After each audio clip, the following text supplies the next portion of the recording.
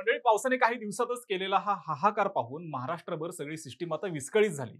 आता यामुळे कुठे गावांचा संपर्क तुटलाय, तर कुठे वस्त्यांचाही संपर्क तुटलाय, तर कुठं 2 जिल्ह्यांचा संपर्क तुटलाय आणि आता अजून जर पाऊस पडला, तर 2 राज्यांचा सुद्धा संपर्क काही काळ का होईना तुटेल असं वाटतंय. कारण नीरा डावा कालवा फुटला आणि पूर आलाय. मान खटाव सारख्या दुष्काळी भागात सुद्धा इतका पाऊस कसा काय पडलाय माहित नाही. पालघर, सोलापूर, पंढरपूर, पुणे, सातारा भागात काय इतका पाऊस झालेला आहे. तसेच नीरा डावा कालवा हा कसा काय फुटला? प्रशासन यात काय करत होतं? आणि तिकडे अलमट्टीसारखं धरण सुद्धा जर भरलं, तर कोल्हापूरसह कराडपर्यंत येणाऱ्या पाण्यामुळे येणारा पूर यावर शासन काय करेल? आणि सर्वात महत्त्वाचं की महाराष्ट्रात अजून कुठं-कुठं पूर परिस्थिती तयार होणार आहे. सगळं सविस्तर जाणून घेऊयात. नमस्कार, मी विकी आणि तुम्ही पाहताय विषयच भारी. गेल्या काही दिवसात पावसाने घातलेला धुडगूस पाहून लोक वैतागले आहेत. कारण ज्या महिन्यात माणसं घाम पुसून वैतागतात, तिथं माणसं पावसाच्या पाण्यात गुडघाभर चालतायत, तर कुठं गाड्या सुद्धा पाण्यात बुडतायत. मात्र या सगळ्यात दुष्काळी भागातल्या नद्या, ओढे सुद्धा 100 वर्षातलं रेकॉर्ड मोडतायत. सगळीकडे एकच चर्चा आहे की असा पाऊस कधी झाला पण नव्हता. तर कुठं चर्चा अशी आहे की असा पाऊस 100-1 वर्षानं झालाय. यातच या पावसाने तर बारामतीतला नीरा डावा कालवा फुटलेला आहे. यामुळे बारामतीतून कालव्याच्या परिसरातील ओढे व गावांना या पाण्यामुळे पूर परिस्थितीसारखी परिस्थिती एक निर्माण झालेली आहे. तिकडे साताऱ्यात पावसाने मंडळी भरपूर थैमान घातले. फलटण तालुक्यातील धुमाळवाडी येथे पूरजन्य परिस्थिती निर्माण झालेली आहे. आता यामुळे धुमाळवाडी गावाचा एकूण 35 गावांशी संपर्क तुटलेला आहे. फळांचे गाव म्हणून ओळखल्या जाणाऱ्या धुमाळवाडीवर मुसळधार पावसाने अगदी संकट ओढवलेले आहे. दरम्यान गेल्या 2 ते 3 दिवसापासून पश्चिम महाराष्ट्रातील साताऱ्यात पाऊस थांबायचं काय नाव घेईना. आता यामुळे कोयना धरणातील पाणी हे ओव्हरफ्लो झालंय आणि पुणे जिल्ह्यात ढगफुटी सदृश्य स्थिती झाल्याचं सांगितलं जाते. आता साताऱ्यानंतर पुणे जिल्ह्यात पावसाने धुमाकूळ घातलाय. त्यामुळे पिकांचे मोठ्या प्रमाणावर नुकसान झाले. दौंड तालुक्यातील पाटसमध्ये ढगफुटी सदृश्य निर्माण झाली आहे, तर कुरकुममध्ये मोठ्या प्रमाणावर लोकांना ट्रॅफिकचा सामना करावा लागतोय. तसेच या पावसामुळे काही छोटे पूल सुद्धा हे पाण्याखाली गेलेले आहेत. तसेच वाहत्या पाण्यामध्ये एक कार वाहून गेल्याचा व्हिडिओ सुद्धा व्हायरल झालेला आहे. तिकडे पालघरमध्येही पावसाचं थैमान चालू आहे. मध्यरात्रीपासून पाऊस थांबायचं नाव घेत नाहीये. आज दिवसभर पावसाने पालघर जिल्ह्यामध्ये दमदार बॅटिंग केलेली आहे. यामुळे पालघरमध्येही भरपूर पाऊस चालू आहे. आणि यामुळे पालघरमध्ये काढणीसाठी आलेल्या पिकांचे नुकसान झाले आहे. तसेच पालघर जिल्ह्यात सर्वाधिक वीटभट्टीचं प्रमाण जास्त आहे. मात्र या मान्सूनने शेतकऱ्यांच्या हातातोंडाशी आलेला घास पळवलाय. त्यामुळे केवळ पालघर नाही, तर राज्यातील बळीराजा सध्या चिंतेत आहे.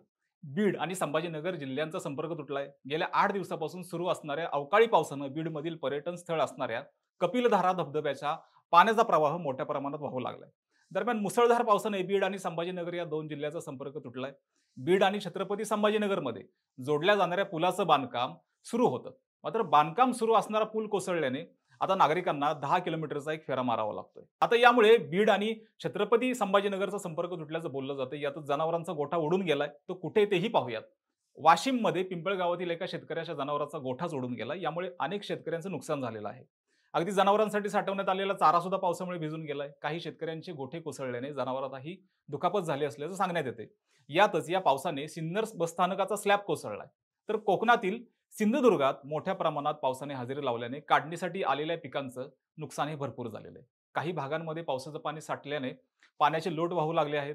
तसेच सिन्नर स्थानकाचा 6 नंबरचा प्लॅटफॉर्मचा स्लॅब शिवशाही बसवर कोसळला आहे. त्याचे काही व्हिडिओज आणि फोटो सुद्धा आता समोर आलेले आहेत. खबरदारी म्हणून बस स्थानक रिकामं करण्यात आलेलं आहे.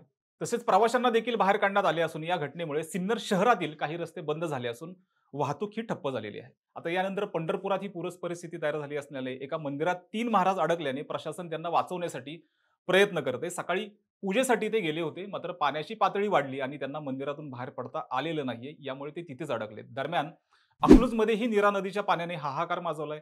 मे महिन्यात कोरडी पडणारी नीरा नदी यंदा पूर परिस्थितीप्रमाणे वाहत आहे. तर माळशिरस तालुक्यालाही 256 मिलीमीटर इतक्या पावसाची नोंद झालेली आहे.